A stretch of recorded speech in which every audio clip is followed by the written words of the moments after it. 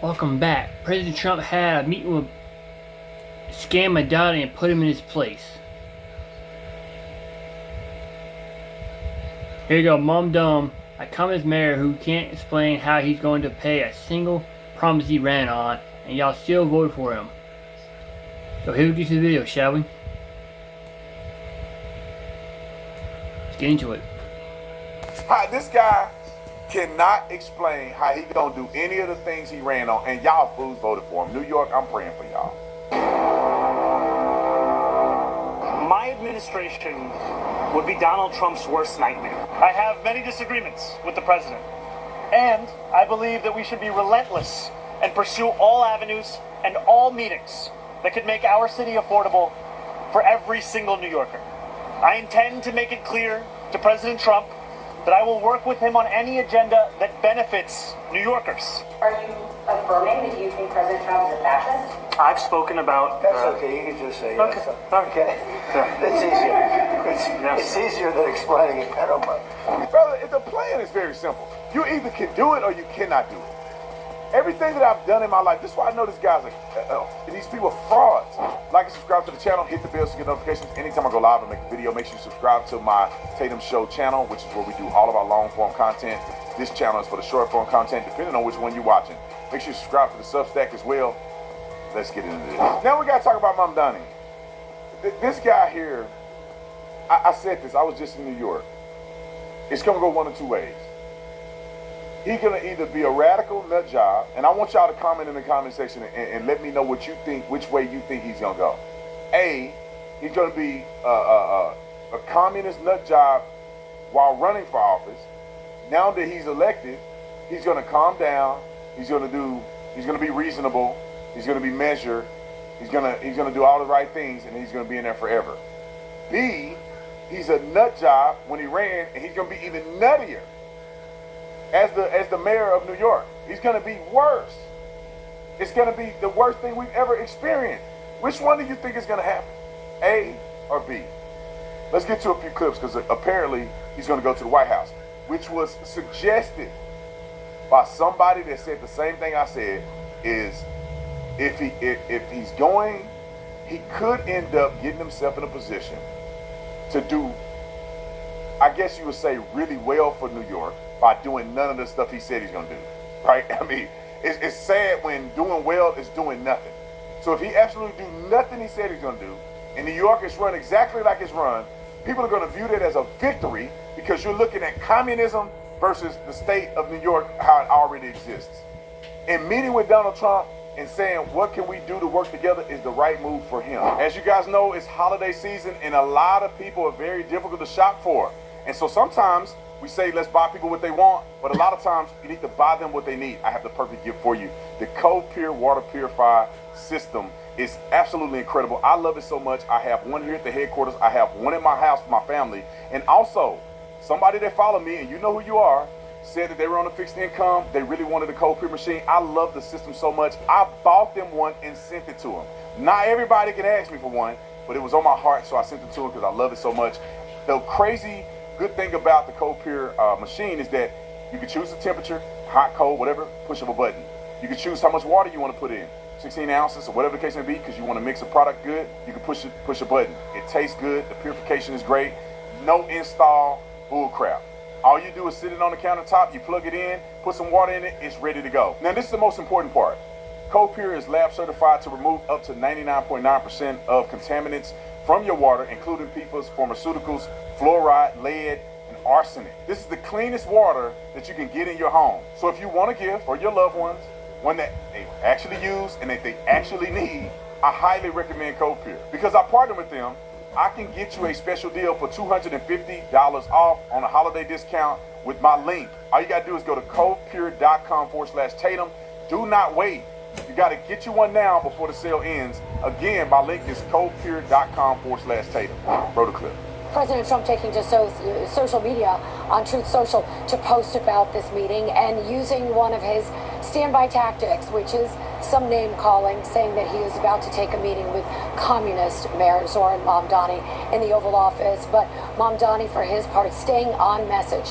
He says he's going to go to the Oval Office to talk about safety and affordability in our city.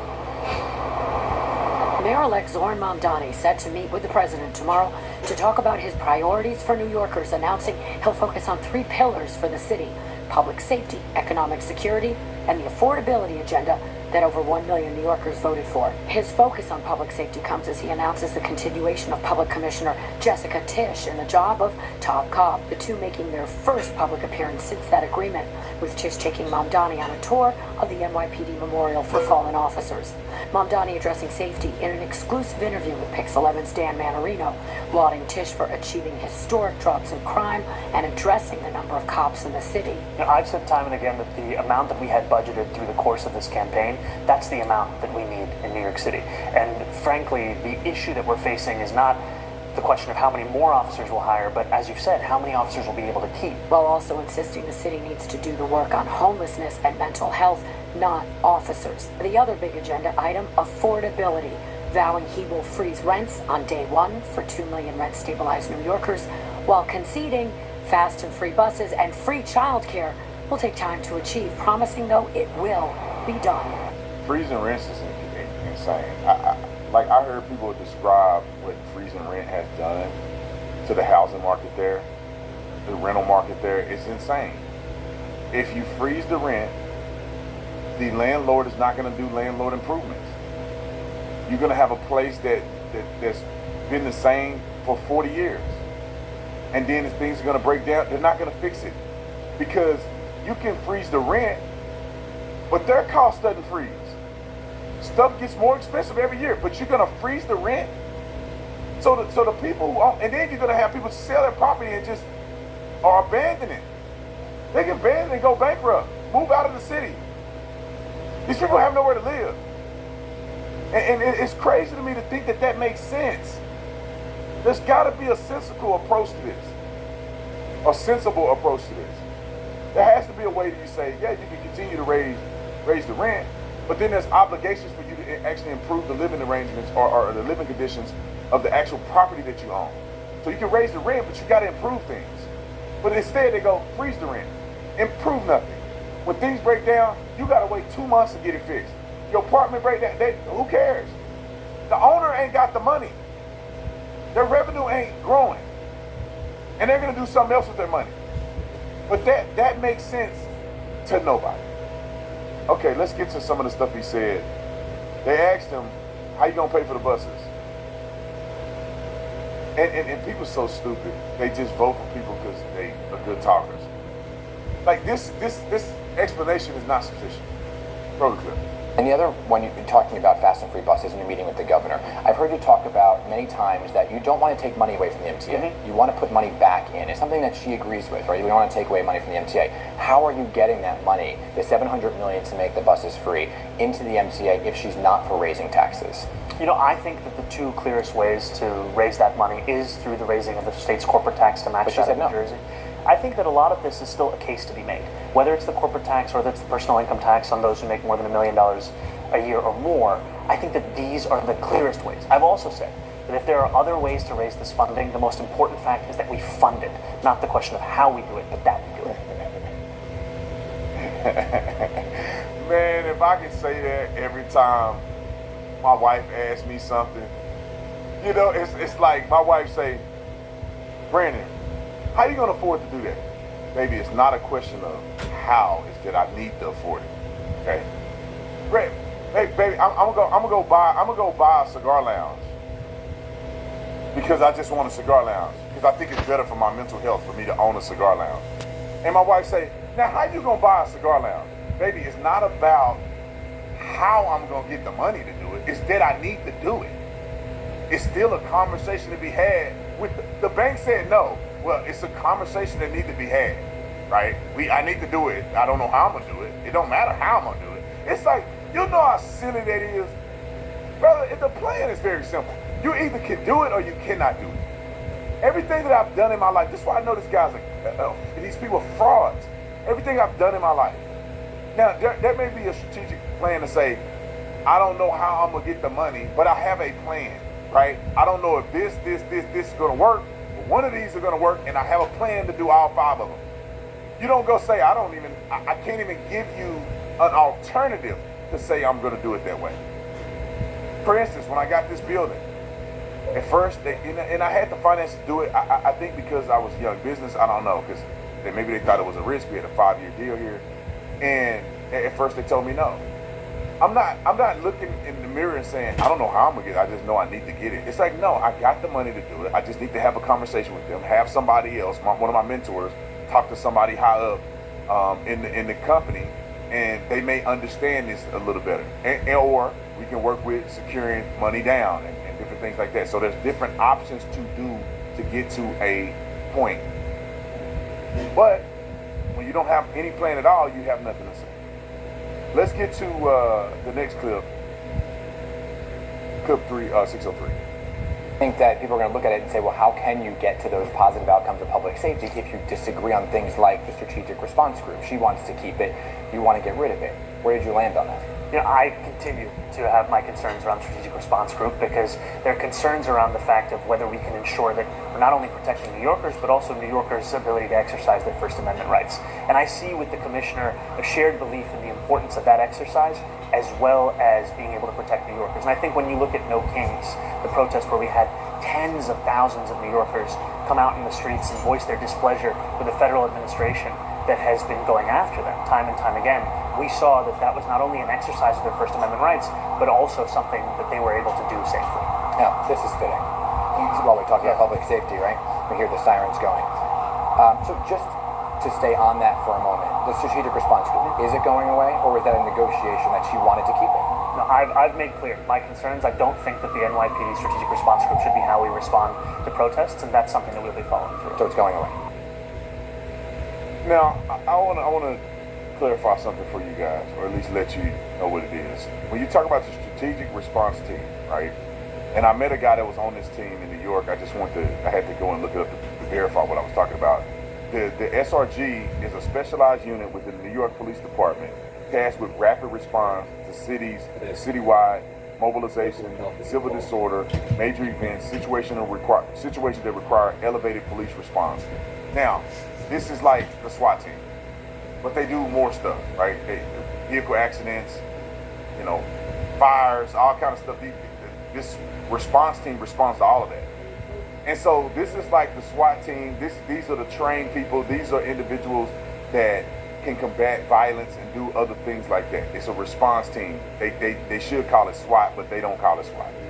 Now, Mamdani is saying that he wants to get rid of this response team's response to riots, unruly gathering, people bludgeoning people in the middle of the street, burning buildings. What is the sense in that? The response team, how is it a problem to respond to an unruly gathering or a riot, or respond to a protest and make sure it doesn't get out of control? Like, it's all empty platitude. Okay, we got more. I had to just pull it up. Let's go to clip 604. If you do face this mass resignation, John Shell was just on this panel the other day talking about, well, there's going to be 4,000 who leave on day one. If that happens, are you willing to hire that 4,000 back immediately? So I don't even need to engage in the hypothetical because I don't see that happening. And I think there's been a lot of that kind of rhetoric about what will happen if I were to win, what will happen if I were to become the mayor. We're already seeing in the last few weeks alone that so much of that is actually being backpedaled on, as we're seeing that people are not leaving, people are committed to the city. Now, that's not a good response. That's not a good response. To be honest, if you are an actual politician who cares and you're looking for solutions and you're a leader, you need to have a contingency plan for all of the above. So you say, I just don't think that's going to happen. Well, if it does happen, what are you going to do? Oh, I just don't entertain that. No, you need to entertain that. You need to entertain that. If 4,000 police officers quit on day one, what are you going to do? And the guy said, are you going to hire them back immediately? I mean, at least you could say, I'm going to do a discussion. We're going to have a discussion. I'm willing to compromise on different points because we need them to be enforcing the law in our cities. So I'm not going to allow them to leave. I'm going to work with them. I'm going to do the best that we can. I'm going to negotiate the terms that they want. I'm going to make the environment better for them in the avenues that I can so that they do not leave. I don't anticipate them leaving, but I'm going to work hard that they don't leave. Like, he could have said that, but he didn't say that. He was randomly talking about, well, I don't anticipate it happening, so I did. So you don't have a contingency plan if it does. I mean, I don't know. I'm not trying to judge a person like, you know, saying woulda, coulda, shoulda. This is what I would have said if woulda, coulda, had. But you know, it just seems to be that if I was in that position, I would genuinely take notice to all of these concerns and have a response. I would have a legitimate response. All right, let's get to clip 606. Well, thank you very much. We've just had a great meeting, a really good, very productive meeting. We have one thing in common. We want this city of ours that we love to do very well. And I wanted to congratulate the mayor. He really ran an incredible race against, you know, a lot of smart people, starting with the early primaries against some very tough people, very smart people. And he beat them easily. And I congratulated him. And we talked about some things in very strong common, like housing and getting housing built, and food prices, and the price of oil is coming way down. I think both have differences when it comes to ICE agents in New York City. There's a medallion called ICE, a rogue government entity. I wonder how you reconcile your differences on both of those issues. Well, I think we're going to work them out, and I think that if we have known murderers and known drug dealers and some very bad people, you know, we want to get them out. And the mayor wants to have peace. We've discussed this at great length, actually, maybe more than anything else. He wants to have a safe New York. Ultimately, a safe New York is going to be a great New York. If it's not safe, no matter how well we do with pricing and with anything else, we can talk about anything you want. If you don't have safe streets, it's not going to be a success. So we're going to work together. We're going to make sure that if there are horrible people there, we want to get them out. I think he wants to get them out, maybe more than I do. So we'll work together. We discussed it at great length. Yes, please. Oh, sure.